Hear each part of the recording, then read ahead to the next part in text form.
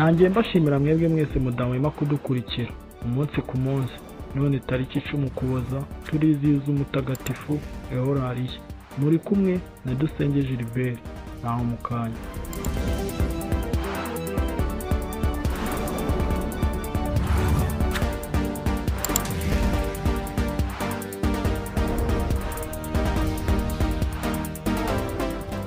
Eulariya yavukiye i Merida mu gihugu cya Espagne.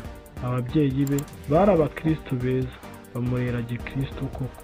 Mu gihe rero Kiliziya itangiye gutotezwa, Eulariya yashima cyane ubutwari bw'abahorwa Imana, agahora asaba Imana ngo nazayibere umutabazi. Ababyeyi be babonye amatwara afite nibwo biyemeje kumuhisha, bamwohereza kure muri bene wabo. Umunsi umwe rero Eulariya abyuka mu gicuku batabizi, agenda ijoro ryose. Nuko bukeye atunguka mu rukiko rwaciraga abakristo imanza zo kwicwa. Ahera ubwo rero atonganya umucamanza mukuru kubera inabi n'ubugome agirira abantu b'Imana.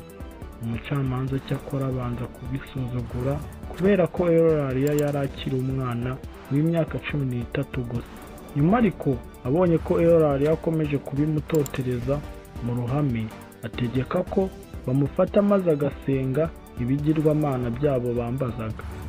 Yakwanga bakamukubita kugeza igihe ahakanira ubukristo.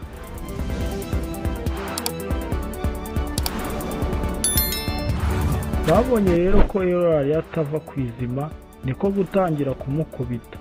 Nyamara aho gutaka ahubwo agasa n'uwuje urugwiro n'ibyishimo. Umucamanza mukuru rero none arushaho kurakara, ategeka ko bamwica ako kanya. Hari tariki 10 Ukuboza mu mwaka wa 303. Mwari kumwe na Dusenge Gilbert. Mbona no kwifuriza umunsi mukuru w'abazina batagatifu abitwa ba Eulariya bose. Amahoro y'Imana akomeza abane nawe. Nawe utaha.